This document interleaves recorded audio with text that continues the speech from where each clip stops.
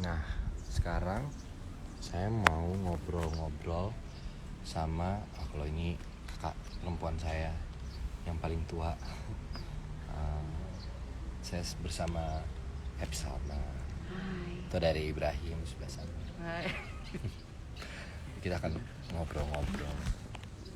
Jadi kalau kalian lihat background kami, ini boleh nggak dipegangin?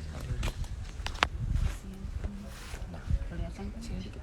Atau mau dari belakang aja? Nah, oh iya dari belakang boleh, nanti biar lo bisa baca depannya. Itu. Gimana sih dia? Oke.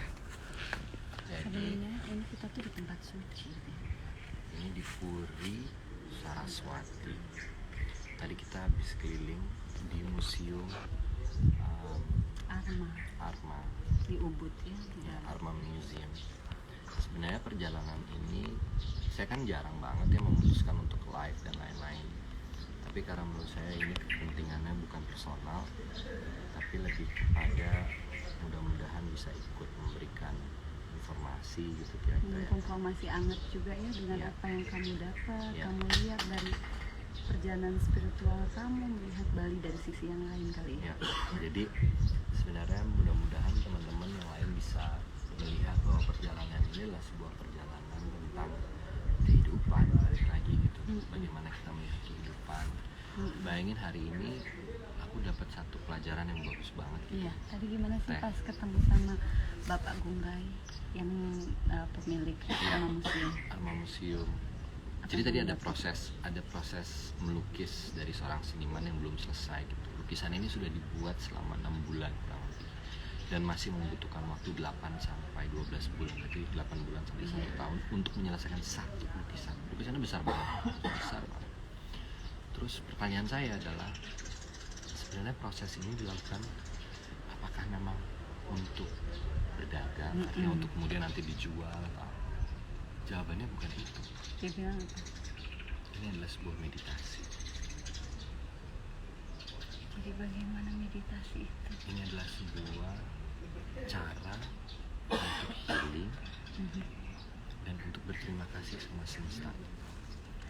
Ya, kayak berarti aku nggak bisa kebayang maksudnya. Jadi dia melukis buat dirinya dia, untuk jiwanya dia, untuk jiwanya. Kebayang nggak itu fokusnya? Mungkin dia nggak megang HP berjam-jam, Ya udah pasti nggak mungkin. Maksudnya Ya. nggak ada distraction. Nggak ada, jadi fokus aja. Dan itu masih, kan tadi yang dilihat itu baru hitam putih warnanya. Nanti itu ada proses shadowingnya, nanti masuk lagi proses coloringnya pelan-pelan.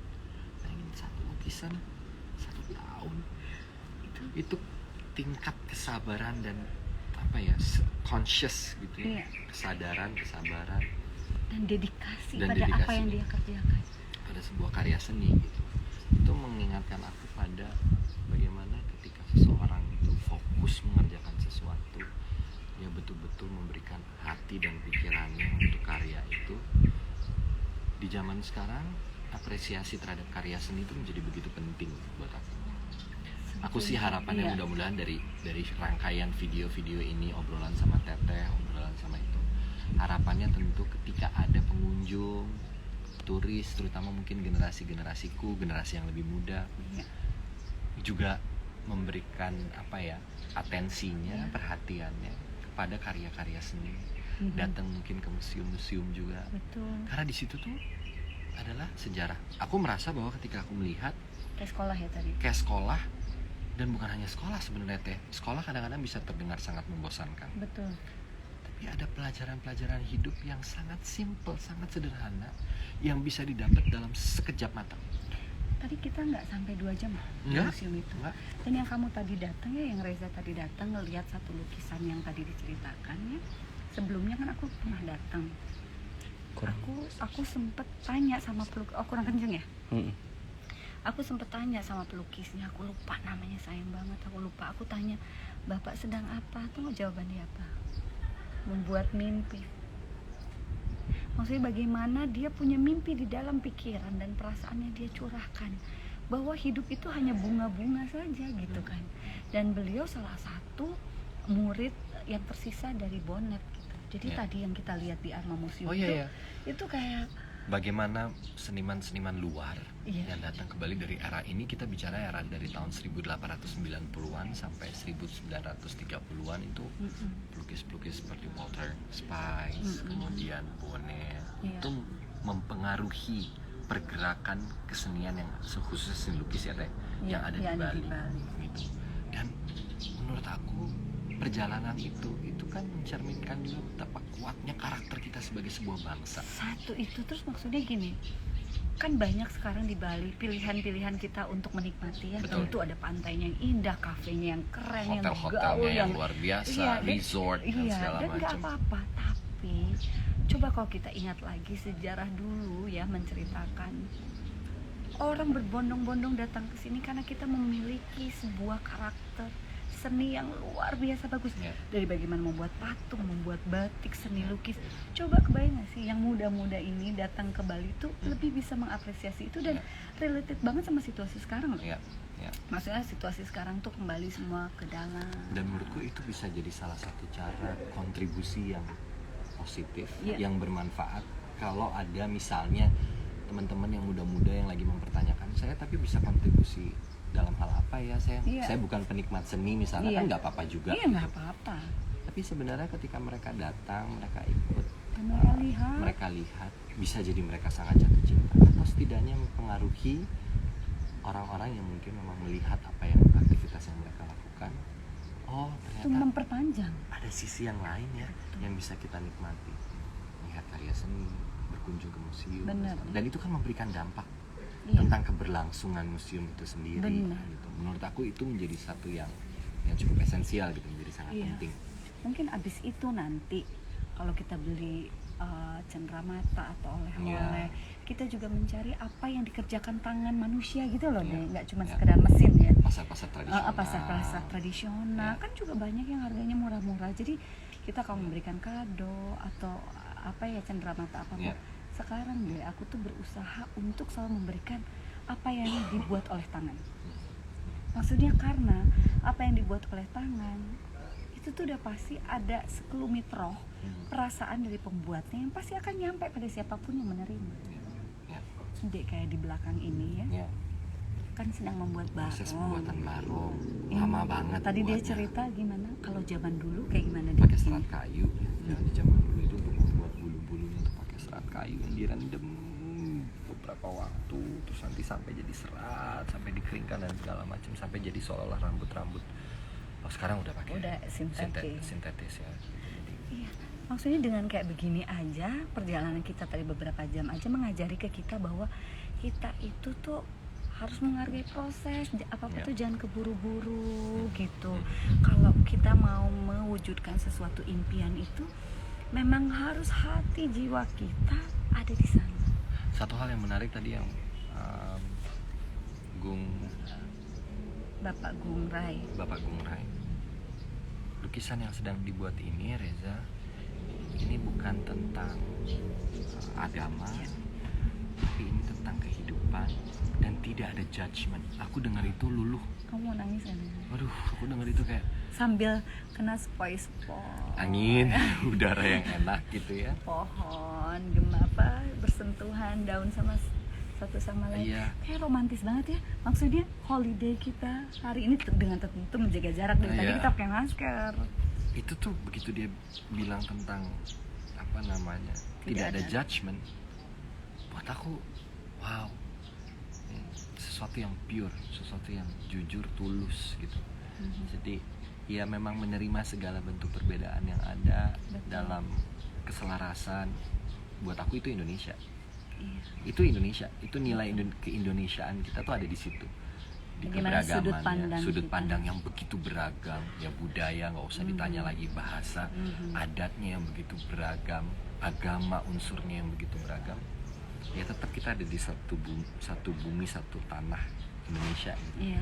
Dan yang menarik ya tadi jalan-jalan kita ke museum, abis ini kita pengen keliling ke museum lain atau tempat-tempat seni lain. Kita tuh berdua juga jadi diskusi sepanjang jalan. Jadi kayak tadi apa yang kamu lihat? Aku lihat.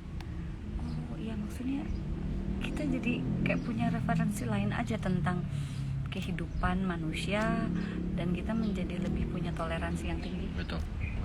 Ya kayak salah satunya ke Puri ini gitu, Puri Saraswati. Saya juga baru tahu dari Teh Happy gitu bahwa ternyata Puri ini adalah Puri ilmu pengetahuan, dimana orang-orang yang datang ke sini juga akan melihat bahwa relief-relief yang ada mencerminkan tentang ilmu pengetahuan dari berbagai macam perspektif.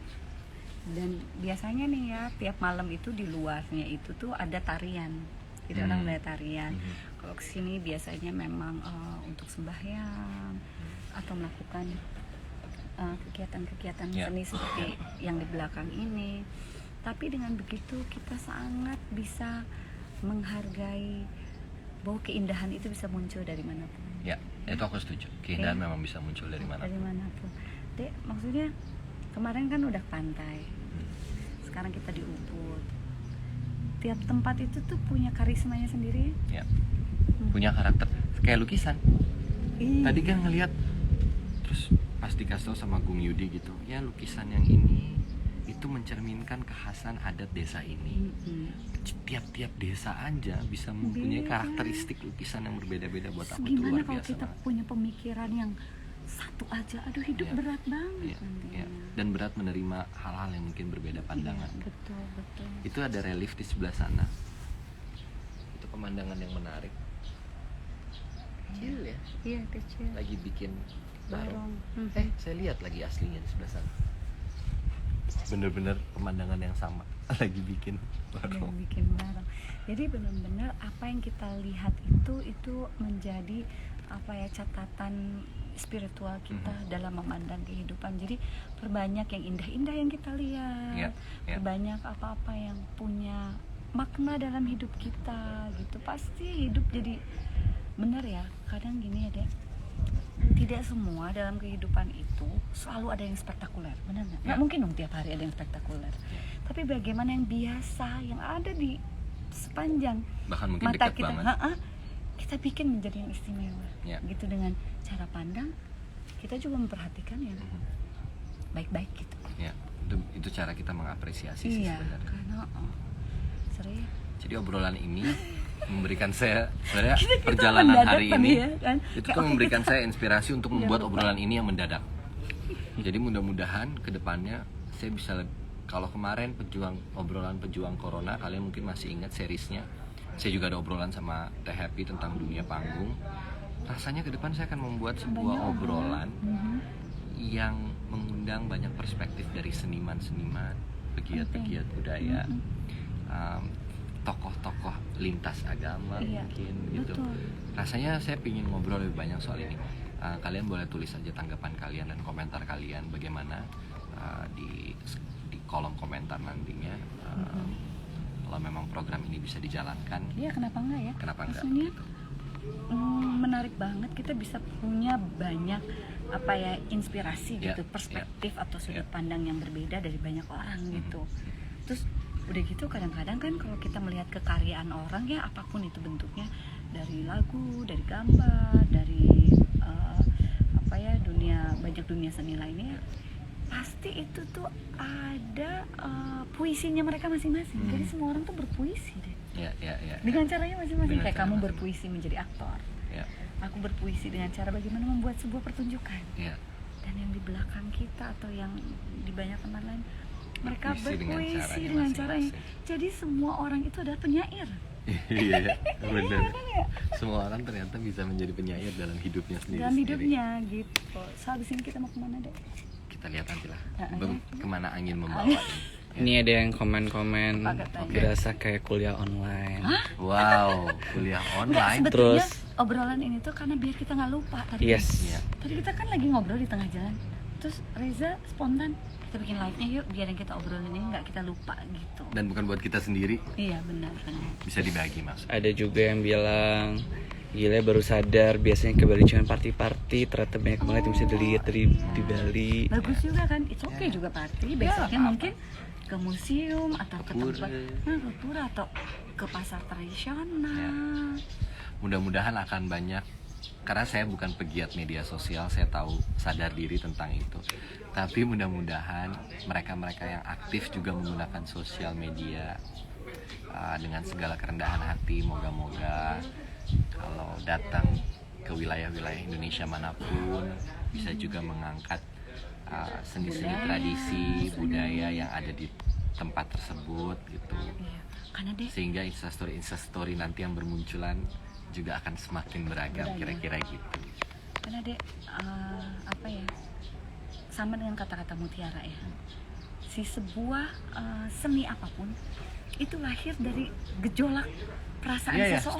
setuju. Benar nggak sih? Ya. Jadi kita Kalau tuh nggak akan lahir. nggak akan lahir. Jadi kita tuh apa ya, kita jadi nggak merasa ketika kita gagal, sedih atau bahagia. Mungkin itu teh yang Nggak membuat berlebihan. kenapa aku senang berbicara dengan banyak orang. Maksudnya kayak ketemu kamu, ketemu Bu Christine, ketemu orang-orang yang mungkin punya pandangan-pandangan hidup dan Iya. lain-lain. Aku seneng banget karena ternyata kalau buat kalian-kalian yang kadang-kadang mungkin aktif juga membuat, kadang-kadang harus mikirin caption dan segala macam, berbicara dengan banyak orang, membuka wawasan, membuka diri untuk mau menerima hal-hal baru yang belum pernah kita ketahui, ternyata itu membawa kita sendiri bisa membuat itu dengan lebih baik ternyata. Betul. Dan menemukan filosofi Iya. kehidupannya sendiri. Tapi yang paling penting deh, kalau menurut aku, kan banyak kata-kata indah bertebaran, kata-kata motivasi. Tapi yang paling penting itu berguna atau tidak itu untuk hidup kita. Ya. Jadi kata-kata itu tuh jangan cuman bunga-bunga untuk biar kelihatan kita keren, tapi berguna nggak buat hidup kita, itu juga yang paling penting. Apa impactnya buat hidup? Seru ya? Itu dulu ya obrolan-obrolan saya tadi sudah berbicara dengan Bu Ibu Bea, Bian, Yudi, nanti akan dengan banyak lagi. dengan banyak lagi mudah-mudahan setelah Ini mendadak ini sejam lagi live lagi ya, Mas. Kita nggak pernah tahu. Kalau kata Dengan orang Bali, Teteh. ikutilah dase kalepate. Waduh, Waktu, tempat, tahu. situasi yang menentukan kita tiba-tiba Banyak. untuk bergerak menjadi apa. Banyak yang nanya, Mhm. banyak banget yang nanya. Salah satunya, sekarang udah aman gak sih kalau liburan ke Bali? Kan COVID di Indonesia kan meningkat. ya, ya. Begitu. Sebenarnya aman apa enggaknya tergantung bagaimana kita juga menjaga diri ya teh. Artinya Betul. kan di tempat-tempat kalau kalian lihat Di mana aja juga. di mana aja juga begitu gitu. Tapi kalau di Bali sekarang ini saya rasa sih tempat-tempat seperti restoran yang buka itu menerapkan protokol kesehatan yang cukup Betul. ketat. Dan datang ke sini juga kan nggak sembarangan. Ya, Sekarang datang ikutin ke sini aja harus juga. melalui PCR swab yang berkendaraan swab antigen. Iya. Jadi sebetulnya Gimana kita menjaga dirinya juga sih sebenarnya. Iya. Ya kalau perginya ke tempat yang kerumunannya banyak orang, nggak usah di Bali juga. ya Iya. itu juga berisiko gitu. Tergantung lah menurut Ada saya. juga yang nanya nih, Kang Reza tolong tanya Teh Salma ya, alasan Teh Happy betah dan benar-benar menghayati mendalami tentang Bali.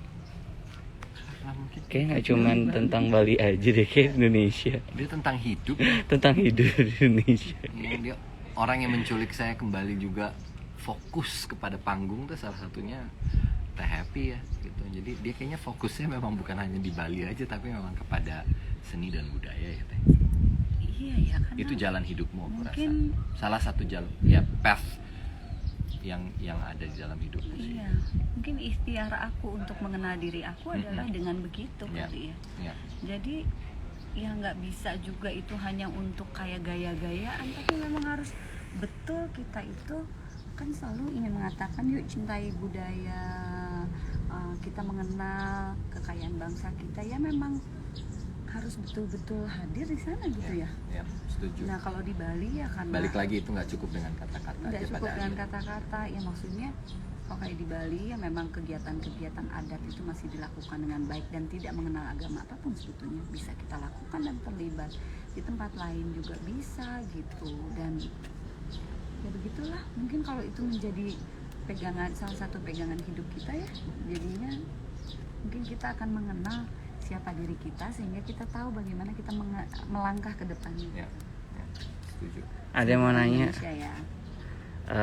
Kak saya umurnya baru 15 tahun, saya mau nanya itu di atas Kakak Reza pakai apa ikatan kepalanya? Udang ini apa ya Teh? Bisa Iya, dibilang udah. Ikat bukan kepalanya ikat orang. kepalanya orang. ikat kepala orang Bali Kan tradisional. ada juga Sunda lain. Iya, ada. Semua di Indonesia pasti punya ada aksesorisnya sendiri Iya. untuk laki-laki dan perempuan. Itu kalau dipakai lagi semua tuh keren loh. Iya. Sebenarnya ya. Kan biar nggak pakai kayak upacara adat kan bisa digabung dengan baju-baju Iya. yang kayak ini kan pakai t-shirt. T-shirt.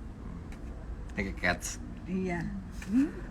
Ini juga kan motifnya motif apa yang tradisional dikawinkan dengan motif kekinian. Ini motif tradisional tapi sepatunya kan. Keren juga kita hari ini. Wow, kameranya ke bawah. Oke. Tadi ada satu lagi, Tata tanya, ada yang nanya, ada beberapa yang nanya, dia tadi banyak sih yang masuk. Kapan nulis lagi? Nulis lagi tuh, bikin buku lagi kapan? Itu udah lama. Terakhir bikin cerpen itu sekitar 2 bulanan yang lalu. Itu Udah terbit? Udah terbit ya. Oh, di mana?